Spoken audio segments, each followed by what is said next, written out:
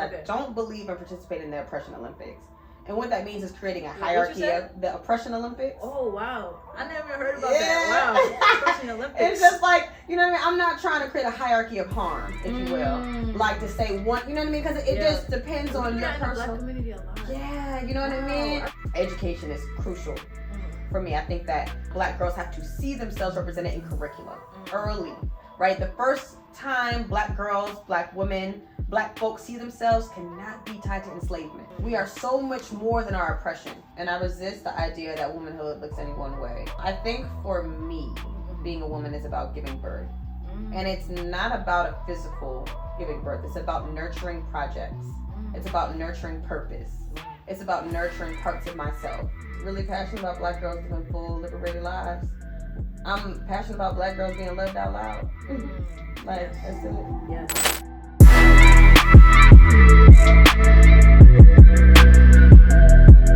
Alright, what's good, y'all? We are back again with another episode of the Young and Dumb Show. We have been on a roll. We're providing content for y'all, good advice. We're providing information. Like, y'all getting some real good gems, right? Y'all can't sleep on this, but y'all gotta make sure y'all acting on the information. But today, we are here with another great guest. This is gonna be another great episode, and we about to talk some Black woman empowerment. We about to talk some goodness, right? I'm ready for this. So, nothing less than the best. I'm here with Miss Brianna Baker. Hi. I'm excited to be here. Yes, I appreciate you for coming on the platform. Of course, yes. I'm excited. Yes, Justice for Black Girls, right? That's the movement. Yes. Can you talk to us about what do you do? What is Justice for Black Girls? Like, what's up? What's tea? What's up? I love that. First of all, I love your energy. Second of all, you. I'm so honored again to be here. I love just giving Black women their flowers in real time.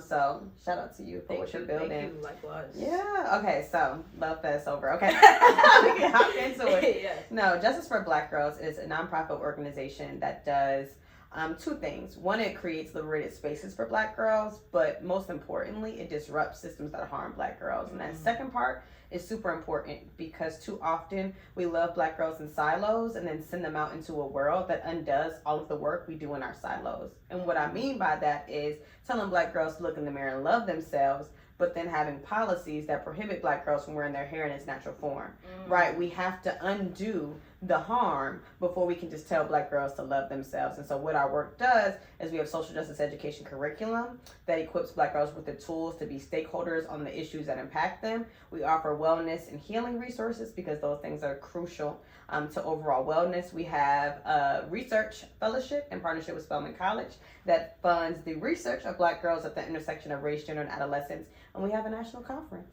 Very nice, very nice. Yeah. We gotta give it up to that. Like, that's dope. That's powerful, right? Thank you. So I want to ask you, like, what inspired you to get into this work? Because I think a lot of times we just take things for what it is. Like, it's like we feel like we can't make a change. Like, we can't make a difference. So what made you feel like, nah, this is a problem. I'm going to be the one that creates a platform that can be a solution to this problem. I want to start by saying that my work stands on the shoulders of so many Black women who've done this work far before I even dreamed up doing it. And so I think it's important. Sankofa is a super important principle to me. It's just important to know that you're not the first to do the work that you do. And so I want to acknowledge that I'm in no way the first, but I'm proud to be a legacy of it.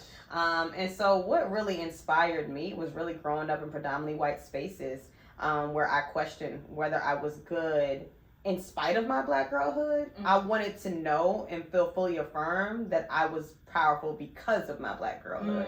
And I wanted Black girls to feel that. I navigated too many spaces where I was second guessing how I showed up. And not like my capacity, not my intellectualism, but the physical embodiment, right? Like, do I look like I can navigate this space? And then beyond that, right, like beyond just the physical element of Black girlhood and, you know, racial injustice and gender-based violence, is also like the fact that our perspectives are challenged, the fact that we are neglected, the fact that we are also assaulted and harmed, right? And so there's this myriad of issues that are just impacting us, and I was like, okay, this is the role I can play. This is the role I can play. There are tons of people that do amazing work, but I thought this was the work I could play. And uniquely as a teacher, I was looking at curriculum that was ignoring the experiences of Black girls. Particularly, I taught a civil rights course. And most folks don't know that, well, no, most folks do know, I'm sorry, that the bombing of the 4 little girls in Birmingham catapulted the civil rights movement. That story was nowhere to be told in the civil rights curriculum. Wait, what was that story? I don't. What's that story? Oh, you don't know that story? No. I probably heard it, but I don't. Like, Yeah. So actually, the KKK bombed 16th Street Baptist Church in Birmingham, Alabama.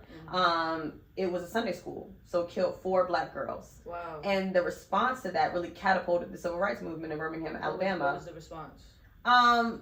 Black folks weren't having it. Yeah, Like, you're not gonna bomb our babies. Yeah. You know what I mean? Like, that's a like. We knew the KKK was evil, right? Like, no one was confused about that. Yeah. But that required immediate response and resistance. You know what I mean? So they rioted. Like, what happened after that? I mean, it catapulted the civil rights movement, right? We're thinking about Birmingham, Alabama. We're thinking about bus boycotts, right? We're thinking about all of the leadership, all of the we're thinking about so many organizations. I don't want to dilute it to one thing, 'cause I think that's, understanding freedom movements is about recognizing the complexity of them. But so many things happened in response to the bombing of 4 little girls. And that, in 1963, really catapulted much of what we know to be the freedom movement today. So let me ask you this. Have you ever felt like that you needed to be on the political side or a political aspect of it? Because right now you're doing like the entrepreneurship side. You ever felt like, there needs to be like change in legislation? In your work? Like... Yeah, so we do that work as well. So we engage Black girls in the academic and policy work that's in us Black girls. And our policy priorities are the Crown Act, which prohibits racial discrimination. You're part of the Crown Act? We work, so we support and amplify the Crown Act, right? That's still powerful. Yeah. Our last campaign actually centered the Crown Act. Wow. So yeah. And then about the Crown Act. Yeah, and actually, the ED of Hair Tales will be at our national conference. Nice, conversation around it. So yeah. We also are really big on amplifying the End Push-Up Act that works to decriminalize Black girls' experiences in schools. So like in New York in particular, Black girls are expelled 53 times more than their white counterparts. And it's really because there's a certain way folks expect girls to show up uniquely. And so that's why like compounding the experiences of not just race but gender is important, because folks expect girls to show up a certain way, and when someone says is challenging something, they're more it's more likely they'll be pushed out for just being curious. And just saying, oh, okay, this is interesting. There's a certain connection of femininity that wants folks to just be quiet and just accept what's being given to them. And so when Black girls show up and say, no, I'm gonna challenge that, disproportionately they're being pushed out of school and excluded. So what are some of the challenges that you face in your work? Well, Black women and girls receive less than 1% of philanthropic investments, and so underfunding. That's crucial, right? I mean, it's critically important that our work is funded because otherwise it's not sustainable. So now, like, all right, so we're McDonald's change leaders. This is another change leader, y'all. In case I ain't say it, so we got another change leader, but. Like, where else do you go to get funding to fund like the different things that you want to do with your organization and fund like the movement?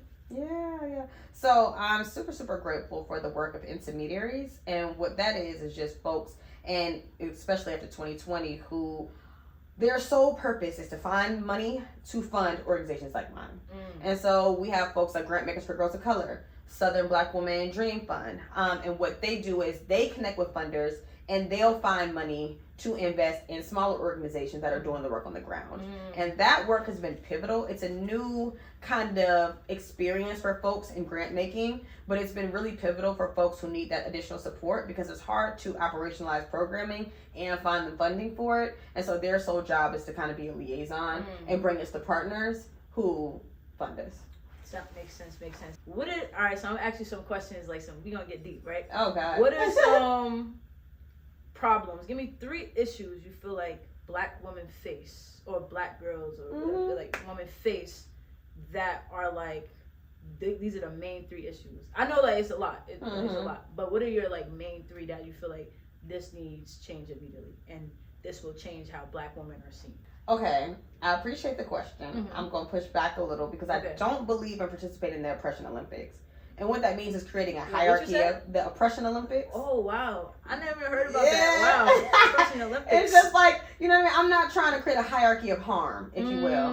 Like to say one, you know what I mean? Because it just depends on your personal. Black community a lot. Yeah, you know what I mean? Wait, no. I'm a part of that. I'm so sorry. You just unlocked something. I'm so sorry. The oppression Olympics. Yeah, I'm not interested in participating in that. Wow. Right? Because I'd rather just us address the issues yeah. instead of creating a hierarchy of what's most important. Yeah. Because that's wasting time. That's very true. You understand? So it's like, if I'm working on education for black girls and you're working on financial literacy, it's no need to create a hierarchy around it. They both have to happen simultaneously. Yeah. Because that's how we create true liberation. I agree. Wow. And so, thank you for the question, but I reorient it to just list some issues. That's why dialogue is important. You know? Mm-hmm. And I'll just list some issues that I work on, right? Education is crucial for me. I think that black girls have to see themselves represented in curriculum early, right? The first time black girls, black women, black folks see themselves cannot be tied to enslavement. We are so much more than our oppression. So what does seeing yourself look like? It looks like African diaspora courses that talk about the truth about who our ancestors were. So having that in like middle school, like having that as early as you can, right? As soon as, like, I learned about slavery in elementary school, right? You know what I mean? So it's like, and that's the first connotation, and that's the first understanding, and it's not just important for black children; it's important for white children too, because that orients their psyche to believe that there is a system and structure that reduces black folks to second-class citizens. And so it's important that all folks know, every child understands the history, the true history of black folks that originated far before colonization. So I think history that honors the fullness of black experience, right? Like all of the things that we brought, all of our innovations, all of our brilliance, all of our extravagance. I think that's important. Yeah, that's very, very true. Wow. Yeah. I'm still quote on the oppression Olympics. That got me. But I feel like this is why dialogue is super important, because you know you have people who challenge your mindset. You know what I'm saying? Like what I know is not 100% facts or whatever. Like you need people who you engage in conversations, because now I get your opinion on things, you get my opinion on things, and that's how we spark the conversation to create change. So thank you for that. Thank you for that. Like, I'm never gonna forget that. I'm never gonna forget that. Like, now when I catch other people do that, I'll be like, yo, you are a part of the oppression Olympics. Yeah, like we're not, and like I mean, who wants the medal? You know what I mean? Like, what do we win? You know what I mean? So it's like very, very true. It's like we all just gotta run our race. Very true, very true. But yeah, so you went to HBCU, right? Spelman College, Spelman grad, the number one HBCU in the country, right? About it, so you know, I'm Virginia State gang, but still HBCU fan, right? So how do you think your HBCU prepared you for the work that you do right now? Oh, I mean, Spelman was the best decision I made in my life, and I'll say it over and over and over again. I believe every black girl should be marinated in love, their curriculum, their professors, their colleagues, the way that we are at Spelman.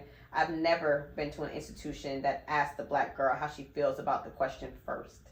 Typically, our reflections are an afterthought, right? I'm so used to black women existing on the margins in institutions, and we were central, right? I didn't just take biology, I took black women in biology. All of my political science courses centered black women in political achievement, right? Like, what I was talking about, right? The importance of curriculum where you saw yourself. I was able to see myself in curriculum, and not just see myself in a passive way, but see my contributions in the way I can innovate past current conditions.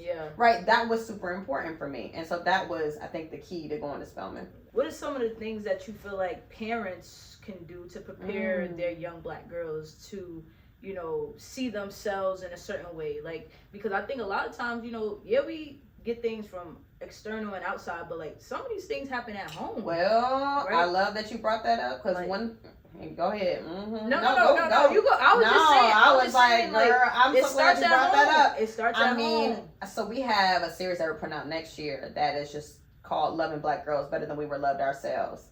And sometimes folks have to reconcile that folks coming behind us are going to have it a little bit better. And sometimes you got to grieve that and not get in the way of the next generation getting the better. Sometimes because you didn't have it, you think someone else gotta struggle too. And like, it's better for you to just grieve by yourself that you didn't have it than try to mess up the people behind you having it. But the whole point though is that you do things to prepare people to have it better. For some folks, that's the whole point. not for everybody. Very true. You know what I mean? Yeah, and so true. I would like us all to get to a point that has that mindset. Yeah. For you, Yeah. that's the mindset. That's clear. That's what your platform is about, Yeah. right? Like you're the type of person I have, let me give. Yeah. Everybody don't have that orientation of life. So it's a gift that you have that. Yeah. But I think one of the things that folks can do is, one, believe children when they say they've been harmed. That's probably the most upsetting thing for me with adults. Sometimes when we see things with the adultification of black girls, right? That's data that shows that on average, black girls between 5 and 14 are seen as more knowledgeable about sex, less needing of nurturing, more adult-like. And so there are adults projecting that. Oh, she's fast. Yeah. Oh, she's grown. Oh, she's this. When really she's a victim of sexual assault. When really she's been adultified. I think that's really important for us to do that work to unpack why we perceive anything that a child does as grown, right? I think that like there's some work we have to do there. I agree. I think like we have to understand everything happens for a reason. Yeah. Like, people don't just act to act. Like, yes. they're doing things exactly. for a reason as a result to something. You know what I'm saying? So I think when you like, and even in my life, like I have to do that. Like sometimes you'll be mad at that somebody did something to you, but it's not that they did it intentionally. That's just what they know. That's how they know how to respond. That's how they know how to react, right? So that coming to the maturity level of understanding that some things is not happening directly to you to harm you. Like it's just like they don't know better. Yeah. You know? Sometimes our kids are crying for help. Yeah. And sometimes the ones you want to push out are the ones you got to pull in closer. Yeah. And that's how we really create the community that heals. Yeah. I mean, Frederick Douglass says it's better to build strong men than repair broken ones. Yep. The same thing for girls, right? Like, let's build up strong girls that know they are loved, powerful, brilliant, that know that they have agency over their bodies, right? That know that they can do anything, and actually we send them out in a world that honors that by paying them the same thing that their male counterparts get, right? Like, all of those things. Like, let's do the world to create what we tell children to believe in. Yeah. No, I agree. And that's why I do the work I do in the schools. Yeah, I think like I could go speak to adults, but you know, a lot of adults kind of got their mind made up, you know, and they're already stuck, right? They're already gone, you know, that's their habits, that's what they do. Versus if I get you young, it's like it's easier for me to teach you new things, introduce you to new things. So that's a fact, and that makes a lot of sense. Yeah. Right. So now, what do you feel like? What does it mean to be a woman? Right? Like, what does it mean to be a woman? I think like society creates like a box that they put us in. Yeah. Right. So what is that meaning to you? Like, not society's meaning, but like your meaning of like, this is what it means to be a woman. What's good, y'all? Are y'all having a hard time starting conversations in large rooms? Do you need to find more effective ways to draw attention to yourself without wearing a fancy outfit? I figured out a hack. You need some Financial Revolution merch. Everything is a staple piece that represents black wealth. You are what you wear, so make sure you join the rest of the billionaires and get some FR merch. We have hoodies, sweatsuits, t-shirts, and much more. Make sure you visit www.financialrevolutionn.com and use code podcast for a special 10% off. Again, go to www.financialrevolutionn.com and use code podcast for a special 10% off. Let's get it, y'all. I love that question. And I resist the idea that womanhood looks any one way. I think for me, being a woman is about giving birth. And it's not about a physical giving birth. It's about nurturing projects.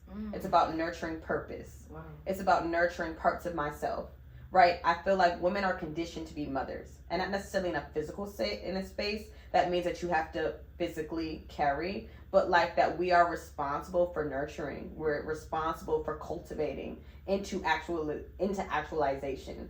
And that for me is being a woman. It's about nurturing and cultivating and caring.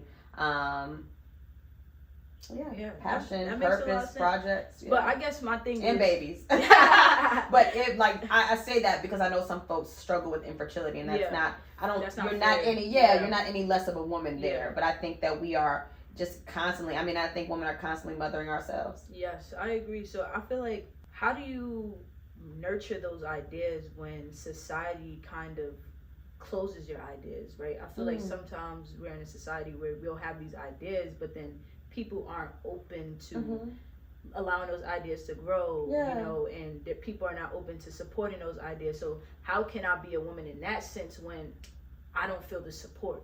Yeah, I think that's a great question. I mean, for me, it's Sankofa. It's like reaching back to radical ancestors. One of my favorite quotes is our mothers and grandmothers move into music not yet written.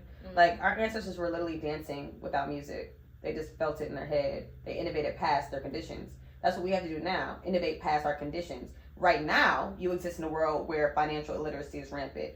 The future you're working for looks completely different. Yeah. You're moving to music not yet written. Wow. And I think that's part of being a woman, and that's part of, innovating new realities is moving to music not yet written. Yeah, and I think that's not a fact. Mothers do that all the time. Because Yeah. now you're birthing something. Yes. Hoping that in the future Hello. it becomes something else. Wow. Everything you say becomes full circle, right? Yes, I love this. All right, so being an entrepreneur, right? So, and being on the, social justice side, what is some of the issues that you face, in entrepreneurship? Like some of the struggles you have building your business and different things like that. Yeah, I think to try to find consistent funding, because I think the beauty of our world is that it's always changing, but also because we live in a space that's rather sensational, folks don't always care about your cause consistently.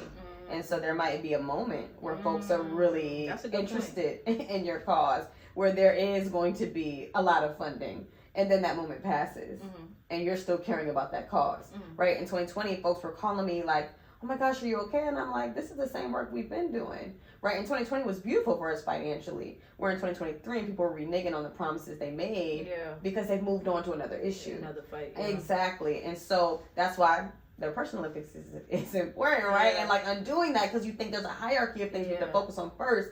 If we all focus on what we focus on at the same time, we can simultaneously work towards true liberation.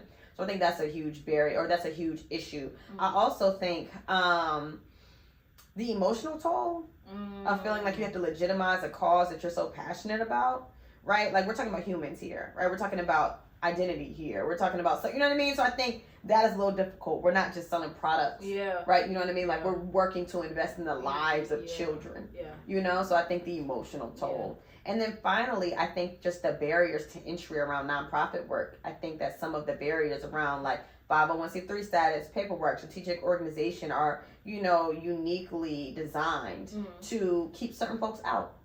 And so it's difficult to kind of make that transition from a grassroots organization that's like just getting the community involved and just doing, just connecting with folks to having to be legitimized in a way that can accept funding from folks who, want to give to tax deductible folks.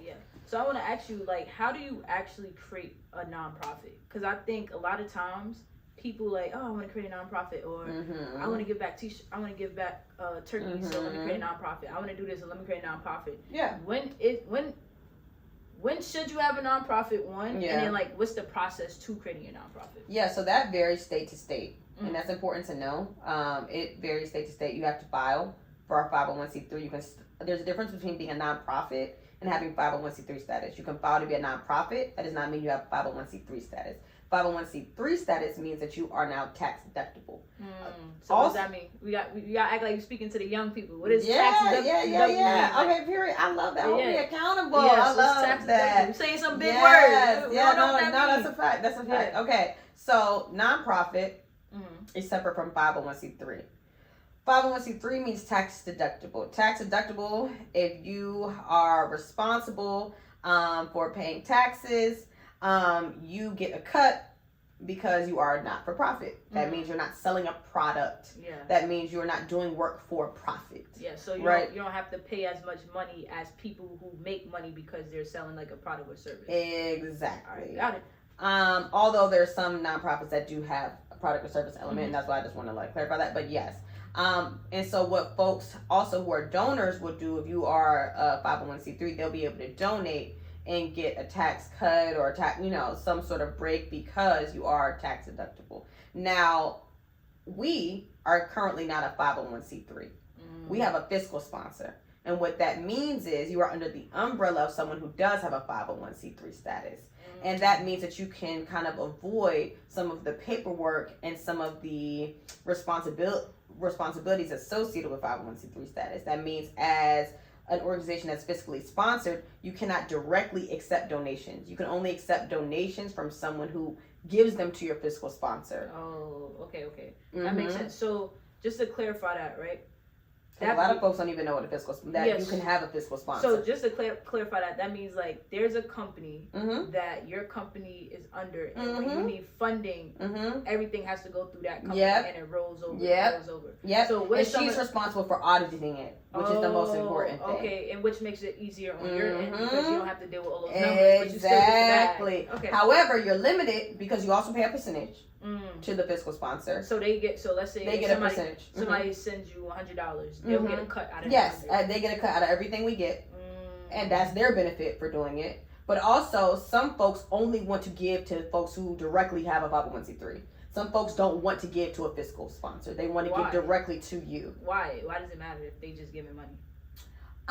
Because some folks. That's a good question. I should do more research to find that out because I don't think I know the answer to that, and I don't want to just I don't want to just come up with something. Yeah. But some folks only want to give to someone who is a 501c3. To be a fiscal sponsor, is that like an actual business? Like there's companies. Anyone could. If you have a 501c3, now in order for you to fiscally sponsor someone, the missions have to be aligned. You can't just fiscally sponsor that's what I was about to say. Like, can I create a company that gets money from people? Yeah, so it would be, let's say, you create a 501c3 branch for Financial Revolution and someone's coming up behind you and they need support and they want to, you would just volunteer to maybe umbrella, take in those funds and then, help them set up that way. Okay, cool. So, why did you, do the fiscal sponsor instead of going through with the 501c3? Because we were in the process of 2020 and we got a lot of funding really fast.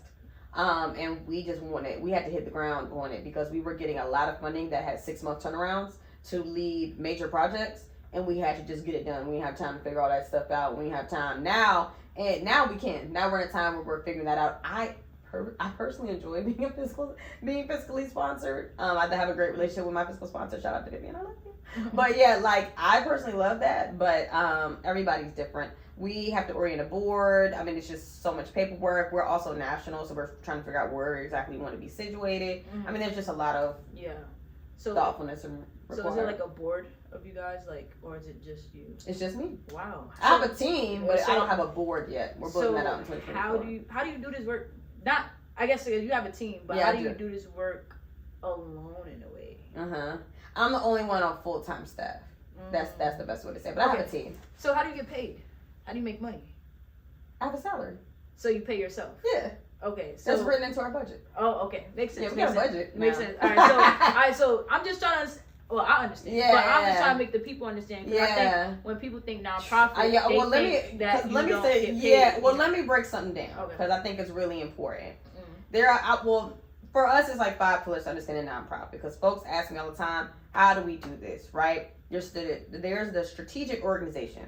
That's your clear budget, right? You're talking about supplies, utilities, you're talking about resources, you're talking about all of the things that are required to make your organization run, from your mission to your vision to your paperwork, all of those things. Then you got your program development. That's a whole nother facet. Then you have communications. How are you communicating your cause, spreading awareness? Then you have partnerships, right? And then you have fundraising. Yeah. Those are 5 different facets. A lot of folks reach out and say, hey, I want to do an after-school giveaway. Do I need a nonprofit? Think about the 5 facets of how to actualize any program and then go back to the drawing board about starting a nonprofit. Yeah, that makes a lot of sense. So just to be clear on the paying side, right? Because people always want to know, well, if I have a nonprofit, how am I going to make money to pay myself versus if I have an LLC, I get paid whenever I sell a product or service. But when you have a nonprofit, you're getting paid through a salary that you put in place for yourself. Because at the end of the day, you got to eat too. So that's included in the budget and the money that you make, right? So now I just want to ask you too, how do you balance, your life and also this work? What does that look like? How do I balance my life and this work? That's a beautiful question. And I think that I have tried to grow with JBG. I think the beauty of being an entrepreneur is that you get to set your cadence and pace. And I think I really try to take the gems for being an entrepreneur because being an entrepreneur is difficult. It is. But one thing that's really beautiful about it is that you create your own deadlines. You set your pace, you set your cadence for the most part, right? And so when I realized I was slacking on my healing and my liberation and stuff, I needed to take care of myself. I integrated a program to do that once a month with JBG, so that I would also like pause and do that for myself. Exactly, because you got to do the work. Yeah, you know what I mean. No, so that's I was a like, fact. you know what I mean, like. That's a fact. And so now every month I do that, right? So I think that like I try to create a framework. My goal is to create a framework that loves me while I do the work. Yeah, that makes a lot of sense. And that's crazy. That's a comparison right there, because even with my business, for example, like I have to monthly invest. Yeah. And because it's like it's hard to tell. Not even hard. It's not good to tell people to do something that you're not doing. Yeah. Right? And then because now you're living, you have no proof that it works because you're not doing it. Yeah. Right. So you as an entrepreneur, you try to create systems in place that kind of aligns with the work that you do. So it's just like you're doing things at the same time. Absolutely. Right? And like even while I'm creating presentations, that's me learning as well. Because I'm getting the information to give to other people. Right. So I get exactly what you're saying. All right, now, so just to close it off, right, we have a couple of different segments, right? Sure. So this one is called the Talk It Ish segment, right? Oh, okay. Talk It Ish segment, right? So there's two ways it's about to go, right? So one, I want you to talk it ish, right, to anybody that ever doubted you, anybody who ever said anything about you. This is your moment to shine. But you know, you can say however you want to say it. No cursing now, no cursing. But talk it ish. Do what you gotta do. Let it out. Say what you have to say.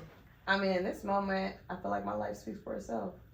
I have no desire to say anything negative to anybody. Oh, it's not to be negative. Like it's how you want to say it. Like, how I guess I'm saying, okay, let me say it like this. I have no desire to project my accomplishments and my accolades. They speak for themselves. They speak for themselves. That's it. That's what you gotta say. I have no desire. That's I have no desire. You don't gotta say. I have no desire to pop my ish. You don't gotta say it too can pop for itself. much, right? Yeah. And you kind of already spoke about this, but what is something that you're really, really passionate about? But you kind of spoke about it, but yeah, I'm just really passionate about Black girls living full, liberated lives. I'm passionate about Black girls being loved out loud. That's it. Yes. And how can I love Black women out loud? I mean, you are a Black woman, so loving yourself out loud. Very true. That's it. You know what I mean? Like, it's really just about, I think that sometimes it's easy for us to get behind someone who, like, has a mainstream platform or, like, who is being celebrated online. I think it is important. Like, I love seeing Megan win. Shout out to Meg Thee Stallion. Like, I love seeing her being supported, but it's also, like, the girl that we see in the hallway at school, like, checking in on her and making sure she's good. Like, you know, checking in on the girl at work who is constantly getting cut off by someone who repeats everything she says and doesn't give her credit for it. It's also like double checking like how much people are getting paid. It's about salary transparency. You know what I mean? It's about like ensuring that if there's a table that only men are at, that you bring a woman's perspective there. You know, it's like about doing your due diligence and your intimate interactions to make the world a better place to love Black women. Because it's cute to say I love Black women out loud, but it's much better to live that out. Yeah, actions. You actually you know what I mean? You actually sparked another question, right? Yeah. This is a little controversial question. Don't be shy. Let's keep it above. So how do you feel like, right, women in media today, right, impact the young women growing up, right? So specifically like... I know where you're going with this. Specifically like, and I'm going to share my viewpoint first. Yeah. Like Sexy Red. Yeah. You know what I'm saying? It's just like, what is she teaching our young Black woman? You know, like that's what I see. That's who's getting millions of followers. That's what I desire to be now, right? Like, you know what I'm saying? It's just like, how do you think, like, how do you feel about that? I feel that it's our job as a nation or a job as adults rather, that live in a free nation, to give people permission to be who they are. I think it's important for us to teach our children discernment. And I think it's important for us to not offer that because one person shows up one way that they define an entire group. I think that's more damaging. I don't want my child to believe, even at her highest self, that she represents all Black women. Even as, you know, like doing all the great things that Black women do. Like, that's not Black womanhood in its entirety. Like, it's okay to be mediocre. It's okay to fail. Like, I think it works both ways. I think as much as we, you know, diminish folks that don't show up the way we want to, it also is dehumanizing to put Black women on a pedestal and say, this is what Black womanhood is. Because then when you don't feel like you measure up, you feel like you don't belong. You feel like you're unworthy, right? And I think the goal is to just create a world where people can be their authentic selves. Yeah. We're not a monolith. I mean, okay, I agree. And for the people that don't know what a monolith is, that just means that we're not one all group and do the same things. Yeah. Right. But similar to how you say your work is to make sure that young black girls see a representation of themselves, you know, growing up in textbooks and things like that, right? So it's just like, now what if I grow up in a community where I only see my mom working hard, my mom being mistreated by men, like I see everything negative, right? And then when I go on TV, that's my representation. It's not though, because you also have Michelle Obama, and you also have like you, and you also have, right? You know what I mean? And, like, but it's just like, what if I don't see, like, I know Michelle Obama, but Michelle Obama is not what's cool in my community, right? So like, I feel like that's the story that's not told a lot of times. Like, yeah, we have different people that do different things, but imagine if like one thing is being pushed more than that other thing. I feel like that's where the problem is happening. See, I think that we can't pathologize our communities like that. And what I mean by pathologize is like, for instance, let me just give an example and I'll keep this quick. Folks will often go to black and brown communities and say, black and brown kids need to learn how to put on ties. Because if they don't, they're never going to learn how to get a job. Conversely, I go to white neighborhoods. I never see the same pressure to teach little white boys how to put on ties. And folks just magically imagine that they'll be able to grow up and get jobs, which they do, right? The pathology is that like black folks need extra help learning how to be like decent human beings. We don't. Like, just because it's in front of us doesn't mean we're just going to digest it wholly and completely. We have the mental ability to say, okay, I agree with this, I don't, right? Like, we're not just going to take, yeah, we do. I think we do. I don't think that we, okay. I don't think that we don't. I think that sometimes it's just that things are programmed. Like, the reason why I don't have to go to a white neighborhood is because they don't put certain things in those white neighborhoods that they put in our neighborhoods. You know what I'm saying? Like, some things are put like systemically to distract us, to destroy our neighborhoods, to destroy our young black men and women growing up. You know what I'm saying? So I think that's where the problem happens. Is that like, it's not fair. I hear you, and I still think that the focus should not be on what it is that we don't want to amplify. Like, we just have to keep redirecting. If we don't want our energy here, we have to redirect. Yes, I agree. I agree, but you know what I mean? I agree, but I think that's when that's also when the conversation goes into what we're putting our money into as well. Because I think when, you know, is it we putting our money? That's where I'm about to go, right? I feel like, you know, we're not in control. We don't own the things that are putting the money towards like what's funded for us. And I feel like that's really like some of the major issues. And I think that's why like I commend you, like, entrepreneurship is so important, because now like I own my company, I own my business, I own what I do. So now it's just like I can make those choices on what I choose to spend my money on. I can make those choices on what I choose to represent. I can make those choices on what I choose to go on my platform, versus when you kind of bought, which is a lot of black organizations and stuff like that kind of bought. Now it's like dang, I gotta pick what I post on here. I can't say something about this comment, or you know what I'm saying? I think I think that's where like some of the issues really, you know, like that's really, I don't know. You feel like you want better for us. Yes. And I think like, you know, we just need more of us with the money. We need more of us in ownership. We need more of us having a seat at the table to have these conversations to really make change. So like, I think that's just what it is. Yeah, and to your point about a seat at the table, I've been thinking about that concept a lot. And I used to say, like, we don't need to sit at the table. We need full ownership of the table and to invite who we want on our own terms. And then I've been thinking recently that we've been building a lot of tables. Like, we have tables that just need to be funded. Yes. Like, you know what I mean? Like, we've had to create our own tables in so many ways, and black women have so many tables that we built. We built tables daily. Yeah. They just need to be funded and amplified. Very true. Very true. Very true. And support black businesses, y'all. Period. Like, for real. Like, support black businesses. It's bigger than just saying it. Like, on some real, that's how we get ahead. Like, I don't want y'all to quote me or I'm wrong, but I think, so I was reading something and it said something about in the Jewish community, when they have businesses, they go to their place of where they do church. I don't know what it's called. Right? And the rabbi tells everybody, like, hey, so and so just started this business.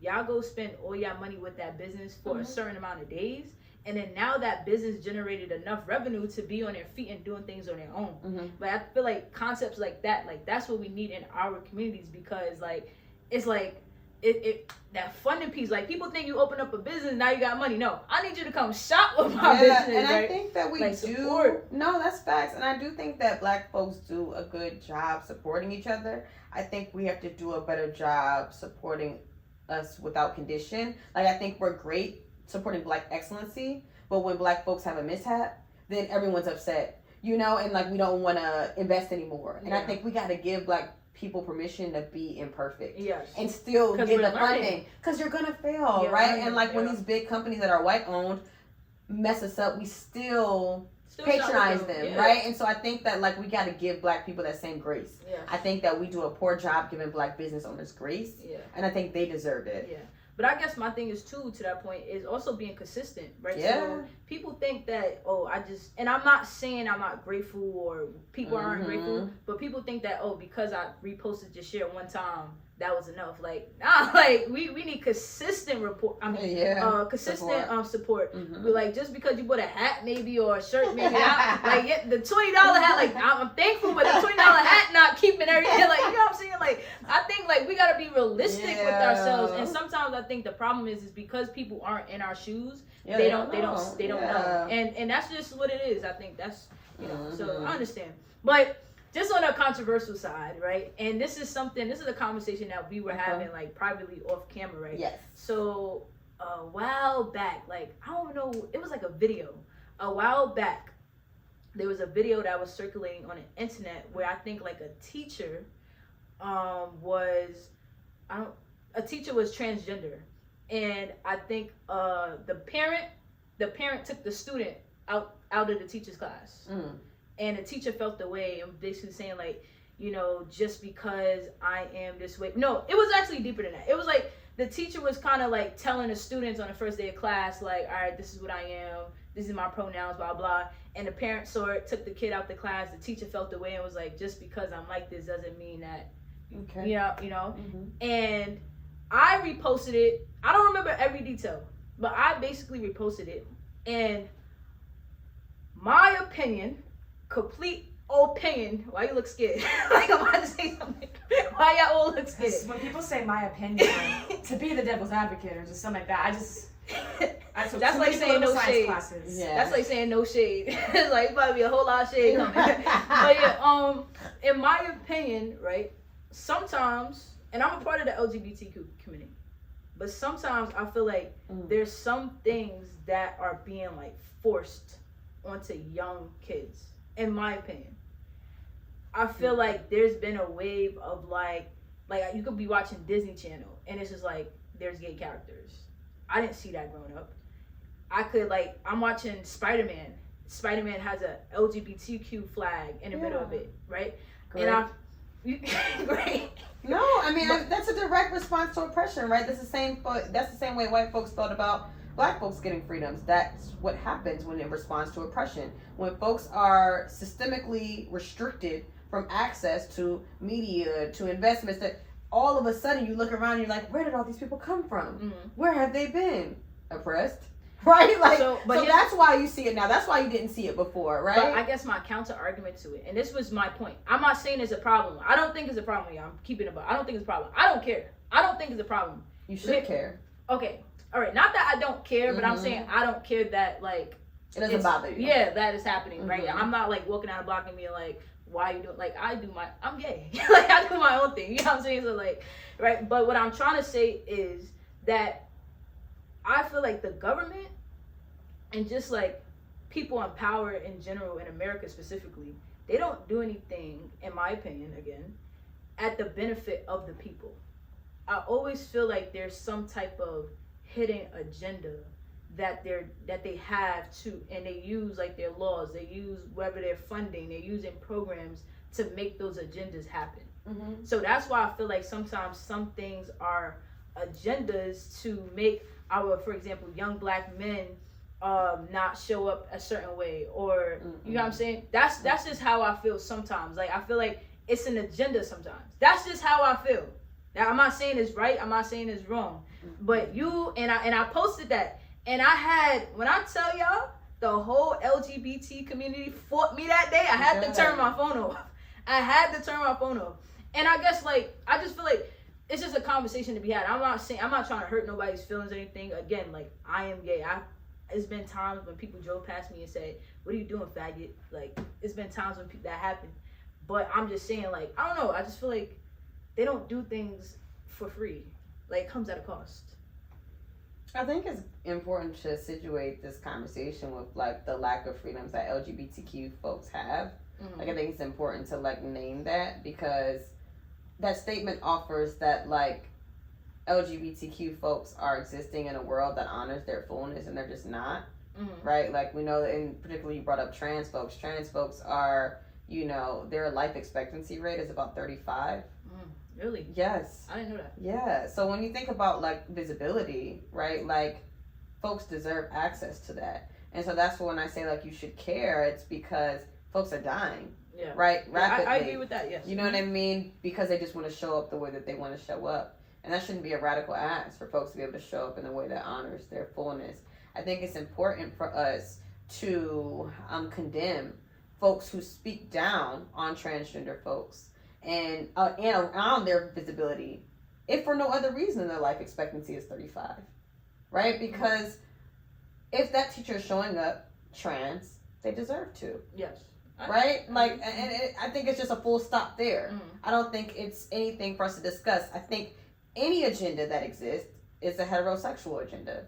That is one that indoctrinates folks to believe that heterosexual is the normal orientation. What do I mean by that? We have folks giving their children bibs at 2 that say future ladies man. We have folks asking their daughters, do you have a boyfriend? Before they even understand the concept of sexuality. You watch fairy tales that romanticize the idea of finding a prince before you even understand what it means to be in a romantic relationship. And no one condemns those things. But as soon as it's a homosexual interaction, then folks are up in arms. If anything, we're indoctrinating folks to be straight. And if that is what people are interested in doing, be honest and name that. But don't condemn folks for saying that children are too young to know and have these sort of conversations when everything about our world suggests differently. I agree. So do you think people are born gay? Yeah. Absolutely. So you don't think, like, people can ever not be inspired but like influenced? I mean, I think it's none of my business. But I think that that's the most important thing. It ain't my business. Yeah. But I think that folks are born. I completely believe people are born gay. And I think that if folks decide later that they, you know, whatever folks come up with, you know what I mean? I really think it's just none of my, I don't think it's anybody's business, to be honest.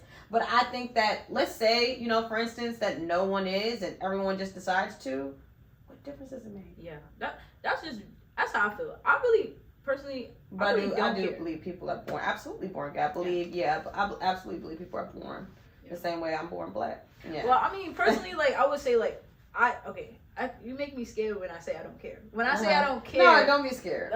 When I say I don't care, it's not that I don't care that people are dying. Yeah. I don't care what you choose to be. Mm-hmm. I don't care what you choose to do. Like, I don't, like, that doesn't impact what I got going on. I guess, like, my thing is, like, for example, like, even in my household, right? So I have 2 younger siblings. I have to watch what I say if I'm on the phone with a girl, or I have to watch what I say if I'm, like, on the phone, just in period, because I feel like, here's my thing, like, I feel like, my bad, here's my thing, I feel like it's certain things that's introduced to people at really, really young ages. I think that's just what it is.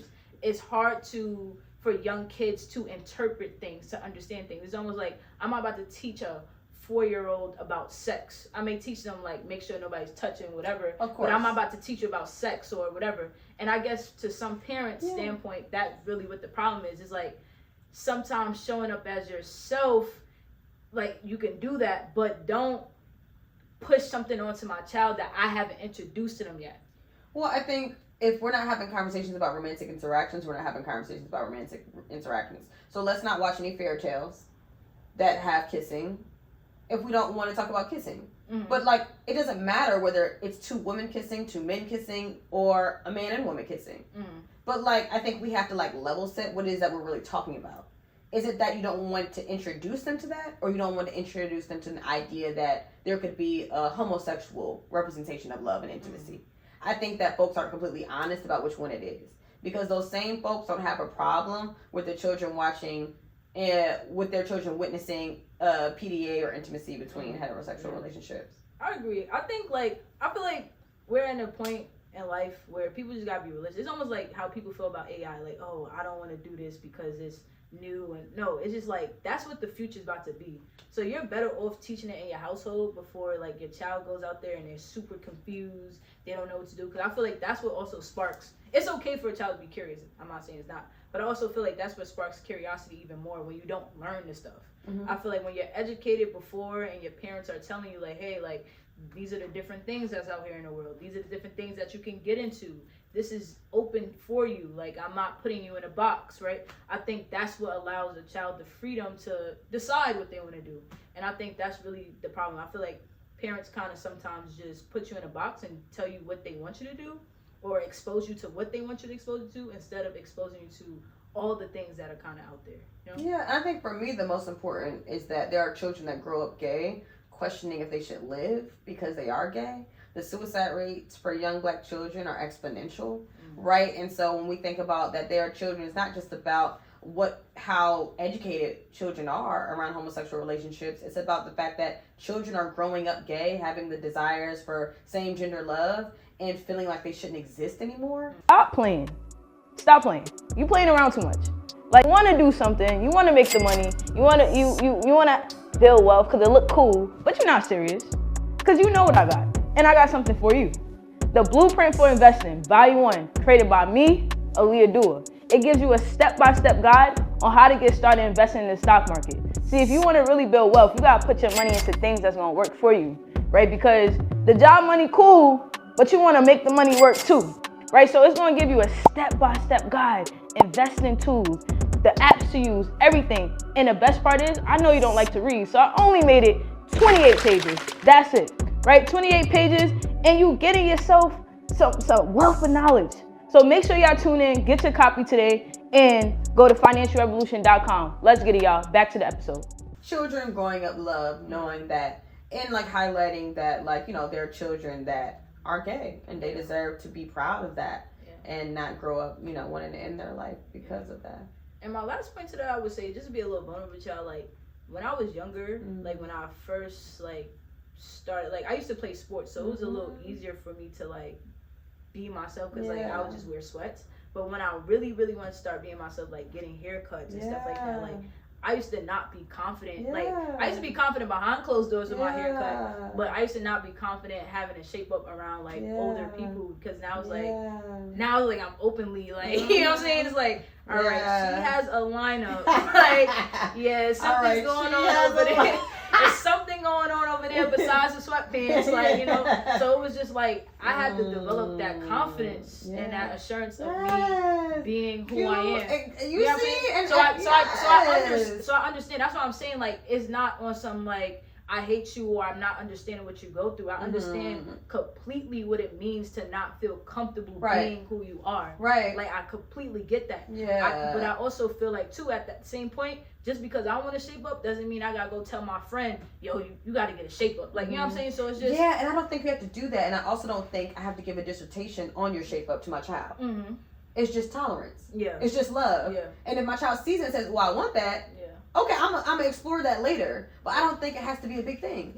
I agree, but I don't think people want to feel like this has to be a major thing. You know what I mean? But it starts in a household though, because like, for example, my grandmother, to this day, my grandmother, it's like, I'm as gay can be. Like, my grandmother to this day will be like, why do you have to cut your hair? Why do you have to get a shape up? Why couldn't you just, you know, keep it by yourself? Like, you know what I'm saying? And it's just like, I developed the confidence now to like, I don't care what she says, but at a point it's just like, if I was younger or if I was like scared about, more susceptible to, that would bother me. You know what I'm saying? So I think like, we just gotta be mindful. We gotta be mindful. We have to. We have to be mindful. We have to. But yes, we've been supposed to close it out, but we open up a whole nother conversation. But just to close it out, right? This last segment is just basically like, what's one financial lyric that you like that's about money? Financial lyric? Yes. No, I said financial lyric. What is one rap lyric about money, finance, business, whatever, like that. Like when you hear that, like you get in your zone. Okay, so 444. It's always Jay-Z. I love. But you know, I'm gonna talk about B. Upgrade you. I hear you be that black, but I'm the light to keep the streets. I'm the light to keep them on that lip. Okay, but anyway, sending me a drink ain't appeasing. Come harder, this won't be easy. Don't doubt yourself. Just believe me. Okay, you know what I mean? I'm just you know. Yeah, so be in it. You know, was better than One Billionaire too. I love the way she checked everybody with like it's a whole bunch of stuff on the elevator. What is it? It's $1 billion on the elevator. Of course, it's gonna go down. I love B. So Beyonce and Jay-Z, they do it for me. Their lyrics around money, about wealth, around like and like also like sustainability around money, not just like getting it quick and just blowing it, but like having it for a long time. Precipitation be stacked. Yeah. I love it. I love it. Yeah, so I appreciate you for coming on the platform. Of course. Yes, thank you. This is a great episode. Yes, I think you inspired the young black woman. Right? Thank That's you. what it's about. That's what I it's about. love that. And so so do you. Yes, thank you. So make sure y'all like, comment, subscribe, and tune in to our next episode next week. Let's get it, y'all.